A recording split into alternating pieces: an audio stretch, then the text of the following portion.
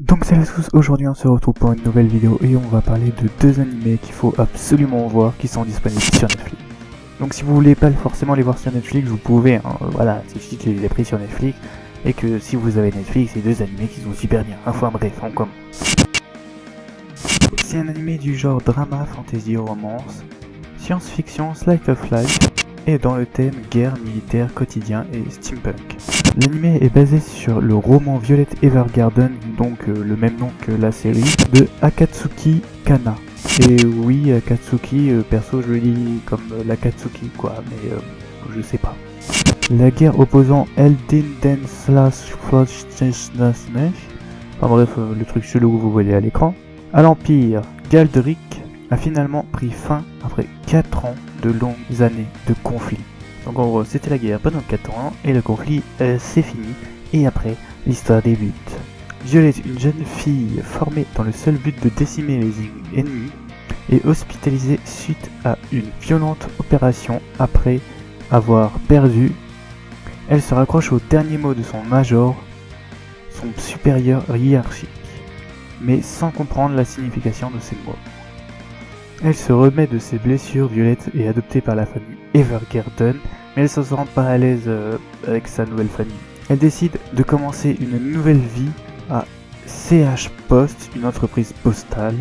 Un jour, elle assista par hasard à un travail d'une poupée de souvenirs automatique, une personne qui retranscrit les pensées et les sentiments d'autrui dans des lettres simplement. Intéressée, Violette commence à travailler en tant que poupée de souvenirs automatique, un métier qui va lui permettre à aider ses clients et à comprendre les derniers mots de celui qu'elle aime. Mon avis personnel, c'est que l'anime est juste génial, les sentiments ils passent ultra bien et franchement j'ai rien à dire dessus. Voilà, franchement il est très bien, il y a vraiment rien à dire, c'est voilà, il n'y a pas trop d'action, il y en a un petit peu avec les flashbacks de quand c'était la guerre. Non, franchement tout est très bien dosé, vraiment c'est parfait. Donc j'ai créé un petit barème, donc on va commencer avec histoire 10 sur 10 parce que franchement j'ai rien à dire sur l'histoire.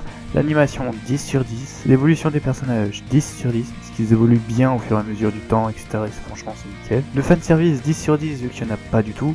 Et l'originalité j'ai mis 7 sur 10 parce qu'il faut pas déconner, on peut pas mettre 10 sur 10 pardon. Oui, c'est juste pour ça.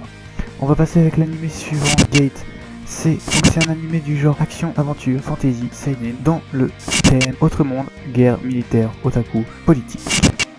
Un jour, un portail nommé Gate s'ouvre au centre de Tokyo, ce qui fait que les deux mondes se croisent, un des deux mondes arrive dans l'autre, donc dans le nôtre, et commence à les attaquer avec des dragons, etc. et plein d'autres choses. Par la suite, un ancien militaire va être sur les lieux parce qu'il se rendait à une convention, il va sauver un peu tout le monde, et voilà, l'histoire commence là, l'exploration de la Gate, donc de la porte, ce qu'il y a derrière. Tous les autres états s'en intéressent, et on va découvrir plein de choses de fantastiques, etc. Ils se battent pas forcément égal partout. Et honnêtement, l'anime est très intéressant au niveau de sa politique, de la façon politique qu'il y a dans le monde actuel et dans le monde de la Gate, dans les technologies qu'ils ont les uns et les autres, parce que d'un côté t'as la magie, les épées, de l'autre côté t'as les tanks, les fusils, les machins, et de l'autre côté t'as aussi des dragons, what the fuck. Donc ça fait un mélange qui est très bien et franchement c'est un idéal pour les otaku. Après c'est pas le truc le plus original non plus que j'ai pu trouver. Du coup on va s'attaquer au petit barème. Donc pour l'histoire j'ai mis 9,5 sur 10 parce que franchement il n'y a rien d'extrêmement original non plus. Mais l'histoire est bien, ça on pourra pas le changer. L'animation j'ai mis un 10 sur 10 parce que honnêtement c'est assez classique, il n'y a rien à dire, franchement c'est propre. L'évolution des personnages, j'ai mis un 5 sur 10, pourquoi? Parce que j'estimerais peut-être que ce soit un 10 parce que là, les personnages n'ont pas besoin réellement d'évoluer personnellement dans le monde parce que franchement, il n'y a pas d'évolution à avoir dans l'anime et c'est ce qu'ils ont fait, il n'y a pas d'évolution eux-mêmes, chaque personnage n'a pas leurs évolutions. Donc pour moi 5 c'est que ça va. Donc bon. Le fanservice j'ai mis 4 parce qu'il y en a quand même pas mal. Et l'originalité j'ai mis 1 parce que bah, c'est un peu... voilà, c'est un peu je reprends les codes de tel truc et ça marche. Et bon là pour l'occurrence ça marche. Si vous voulez juste un animé pour passer du bon temps sans vraiment vous casser la tête ou passer 3 heures à chercher, bah regardez Gate. L'animé il est très simple et c'est vraiment un animé qui est fait pour passer un bon moment et c'est tout.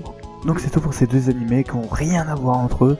Mais j'avais quand même envie d'en parler. À la base, je devais faire une vidéo les 5 animés, mais ça va être vraiment beaucoup trop long. Donc, on va se retrouver pour une prochaine vidéo où je vous parlerai sûrement d'animé ou de musique ou du Japon où on sait pas de quoi je peux parler, on sait pas. Bref, on se retrouve plus tard dans une nouvelle vidéo. Allez, salut.